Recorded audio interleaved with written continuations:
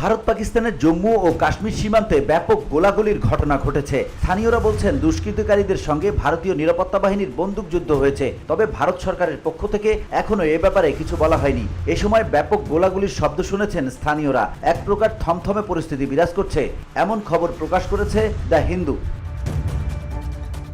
জম্মু অঞ্চলের কাঠুয়া জেলার ঘন জঙ্গলে অনুপ্রবেশকারী সন্ত্রাসীদের একটি দলের বিরুদ্ধে অনুসন্ধান অভিযান শুরু হয় রোববার। এই অঞ্চলের দুষ্কৃতিকারীদের উপস্থিতি সম্পর্কে গোয়েন্দা তথ্যের ভিত্তিতে অভিযান শুরু করা হয়। তবে সীমান্তে ব্যাপক গোলাগুলি নিয়ে পাকিস্তানের কোনো বক্তব্য পাওয়া যায়নি। জানা যায়, খবর পেয়ে গোলাগুলির শুরুতে ভারতের স্পেশাল অপারেশনস গ্রুপের একটি পুলিশ দল তল্লাশি অভিযান শুরু করে। তখন সন্ত্রাসীরা তাদের ওপর ব্যাপক গুলি চালায়, যার ফলে আধা ঘন্টারও বেশি সময় ধরে তীব্র বন্দুকযুদ্ধ চলে। অভিযানে সহায়তা করার জন্য দ্রুত অতিরিক্ত বাহিনী পাঠায় ভারত।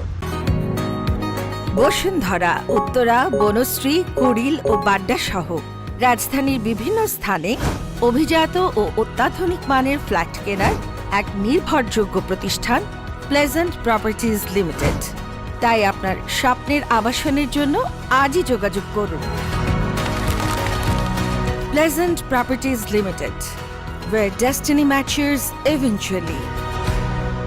ধারণা করা হচ্ছিল সন্ত্রাসীরা গত শনিবার গিরিখাত পথ দিয়ে অথবা নতুন তৈরি সুড়ঙ্গ দিয়ে অনুপ্রবেশ করেছিল। প্রাথমিক গুলিবর্ষণে কোনো হতাহতের খবর পাওয়া যায়নি। সারা রাত ধরে এলাকাটি কঠোর নিরাপত্তা বেষ্টনীর মধ্যে রাখা হয়েছিল বলে কর্মকর্তারা জানিয়েছেন।